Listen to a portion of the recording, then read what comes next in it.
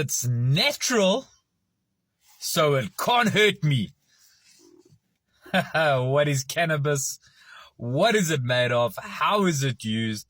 The effects on the brain and the body, dependence, withdrawal, recovery, and the myths around weed. What is cannabis?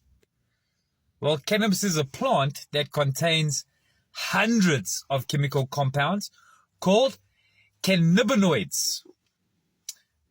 The best known are THC, which is the main intoxicating cannabinoid, and CBD, which is the non-intoxicating and being studied and used in several medical contexts.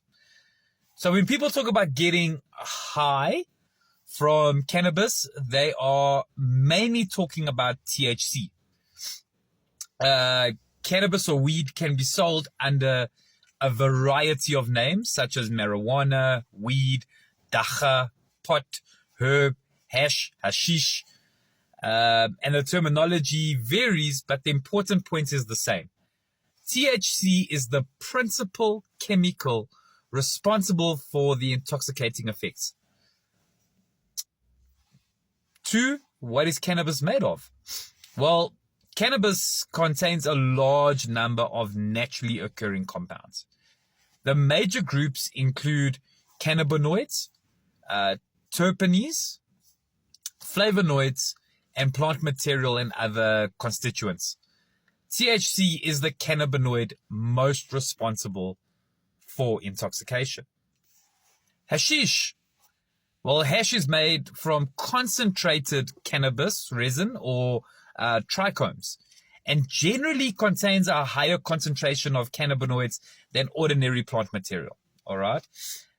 But let's talk about modern cannabis, because this is something that is particularly important for our talk. You see, cannabis products today can be much more potent than cannabis products commonly used years and years and years ago. They are also highly concentrated products, such as oils, resins, extracts, concentrates, and edibles. So when someone says to you that they have smoked weed for 20 years and nothing ever happened, that doesn't necessarily tell us much about the potency or the risk of the modern, today, now, this era's product. How is cannabis used? Well, cannabis can be consumed in a number of ways. Smoking primarily. The cannabis plant material can be smoked, allowing THC to enter the bloodstream through their lungs. You've also got vaping, where cannabis oils or concentrates can be heated and inhaled. You can eat them. THC can be incorporated into foods and beverages. Obviously, we know about brownies, which is the most common one. And this method is particularly important because the effects can take longer to appear. So a person might think to themselves, this is not working. They eat a little bit more, and then the first dose kicks in. Now they've taken far more THC than initially intended. That's the danger on the edibles. And then there's other preparations where cannabinoid-containing products can be administered in a variety of different forms. But point number four, what happens in the brain? So cannabis interacts with the body's endocannabinoid system. THC activates cannabinoid receptors, particularly the CB1 receptors, which are abundant in the brain. So this can affect things like your memory, your attention, your coordination, your mood, perception, your appetite, time perception, and decision making. And that's why cannabis can make someone feel relaxed, euphoric, hungry, sleepy, deeply introspective, and sometimes anxious, paranoid, confused, or overwhelmed. So what does the high feel like? Well, 9 out of 10 addicts, I'm sure, can tell you about cannabis. The experience varies considerably from one person to another, though. Some people experience relaxation, euphoria, increased appreciation of music, philosophical, altered perception, increased appetite, reduced anxiety, very sleepful, lots of sleepiness, and change in perception of time. Where others experience anxiety and panic, paranoia, racing thoughts, confusion, suspicion, poor coordination, memory problems, especially first-time users. And now this is important. A drug doesn't have to produce the same experience every time. Potency, dose, method of consumption, individual biology, environment, and previous experiences can all influence the effects. I know when I went from smoking cannabis to eating edibles, I experienced two very different effects. I also know when I smoked hydroponics, that was completely different to something like a Durban poison. It changes. It all varies from person to person, the type of cannabis to the type of cannabis. But why does cannabis become addictive? Well, here's where we need to get rid of an old myth where it says that cannabis isn't addictive, because that is not true.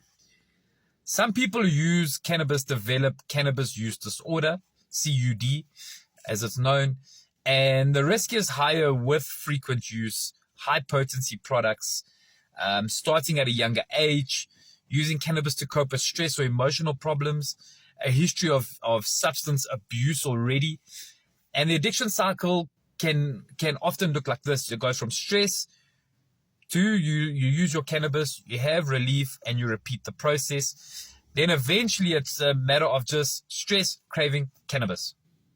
Boom, straight line. And the person isn't necessarily chasing a massive high anymore. They may simply be trying to get back to the comfortable emotional state. Speaking about tolerance now, with repeated use, some people develop tolerance. That means they need more cannabis to achieve the effects they previously experienced. And this can lead to progression that goes from 1 joint to 2 joints to a stronger cannabis, concentrates, daily use. It goes on. Not everybody follows the same pattern when it comes to weed. But for someone developing a cannabis use disorder, increasing tolerance can contribute to escalating use. Cannabis withdrawal. This is another misconception that you can't withdraw from weed. I know I didn't, but it is a lie. You can. People absolutely experience withdrawals, and the symptoms can include irritability, anger, anxiety, restlessness, sleeping difficulties, reduced appetites, vivid dreams, strange dreams. That's a big one that I've been informed about from people that have stopped smoking. Low moods, the low mood swings, the headaches, sweating, strong cravings, obviously. And symptoms often begin within a few days after stopping with regular heavy smokers, and can last for days to weeks to months. But again, the course varies. Cannabis withdrawal is generally not medically dangerous in a way that alcohol or benzo withdrawal can be, but it can be uncomfortable enough to drive someone back to using it, meaning relapse. What does long-term heavy use do? While the risks aren't identical for everybody, this is why weed is such a fascinating drug. But frequent cannabis use, particularly in high potency use, can be associated with brain and cognition problems in terms of attention, memory, learning, concentration. Some effects can improve after sustained abstinence, while the degree and permanence of the effects vary. In terms of your lungs, smoking cannabis exposes the lungs to irritants and toxic combustion products, as with nicotine. Regular smoking can contribute to chronic coughs, increased phlegm, airway irritation. Then your mental health, cannabis can worsen anxiety or paranoia in some people. This is also a well-established association between frequent cannabis use and increased risk of psychotic disorders, particularly among people who generally or otherwise are vulnerable. That doesn't, however, mean that cannabis causes schizophrenia in everybody. Please, it's a misconception. It means that the relationship is serious enough that we shouldn't dismiss it, though. Cannabis and young people, and this is another particularly important point, the brain continues developing through adolescence and into young adulthood. And we know that weed starts for most people at a very young age. I think I was 16 or 17 the first time I had smoked it. And heavy cannabis use during adolescence is associated with greater risk involving your learning issues, attention, memory, performance at school, mental health, cannabis dependence. Fortunately for me, I didn't go down that route. I think I was always just a dumb guy, jokes aside. But that doesn't mean that every young person who smokes cannabis will experience these problems. But it does mean that age matters, because the developing brain isn't simply a small, the developing brain isn't simply a smaller adult brain. It's a developing brain, and cannabis can affect the brain in development. Cannabis and driving. This is a big one, and this needs to be said very, very clearly. Cannabis can and does impair your reaction time, your coordination, your attention, your judgment, your perception, like alcohol does. All right? So driving while impaired by cannabis is dangerous. It's another misconception that it's not. A person may say that they are fine, but feeling fine isn't the same as having unimpaired reaction time and judgment. Then the one that drives me up the wall, and I was one person that used to say this, but it's natural. It's a plant. Okay, fine. It is, yes. But so are many poisonous substances. Natural doesn't mean it's harmless. Okay, the real question is, what does a substance do to the human body? How much are you taking? How often are you taking it? And what consequences is it producing? Cannabis can have legitimate medical applications in specific circumstances, but it can also be misused. Both things can be true. How difficult is recovery? Again, I'm not going to invent you a percentage. There is no single recovery percentage that accurately predicts whether a particular person will recover from cannabis use disorder, but recovery is absolutely possible. Treatment can involve cognitive behavioral therapy, motivational interventions, contingency management, your peer support, treatments of underlying mental health problems, addiction counseling, environmental changes, relapse prevention planning. There currently isn't a FDA-approved medication that I can find. I might be wrong. But there isn't currently an FDA-approved medication specifically established for treating cannabis use disorder. So behavioral approaches are particularly important. What is the biggest recovery question? Well, instead of asking, is weed the worst drug? Let's ask the question, what role does weed play in my life? If someone smokes occasionally, experiences no meaningful impairment, and doesn't struggle to control their use, that's a very different situation for someone who needs cannabis every day. Someone who can't sleep without it, someone who can't relax without it, someone who can't eat without it, someone who spends most of their money on it, someone who can't stop despite wanting to, someone who neglects responsibilities, someone who becomes irritable when they don't have it, someone who relapses repeatedly. The substance may be the same, but the relationship with the substance is different. As much as I am saying this, on the other side of the coin is more than likely medical usage. Because 99% of the time, people who are smoking weed are addicted to it. My opinion. All right. My recovery message, and here's where I want this talk to land. I've been talking for 15 minutes, and here's where I hope this hits home. Cannabis doesn't have to destroy someone's life before they recognize that it has become a problem.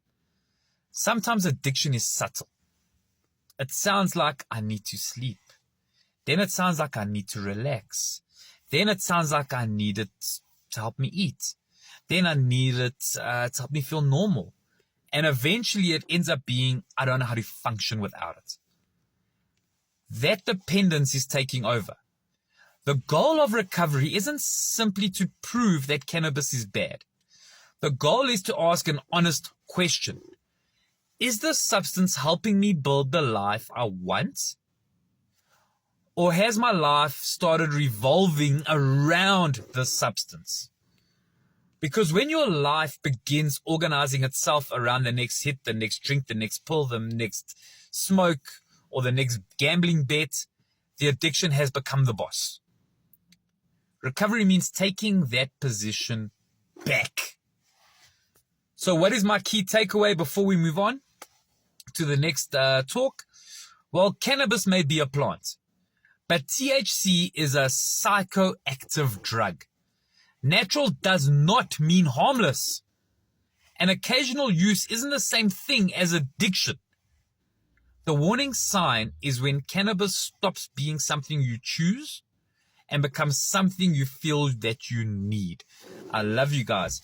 Tomorrow, we really start heading down this rabbit hole, and we're going to talk about cocaine.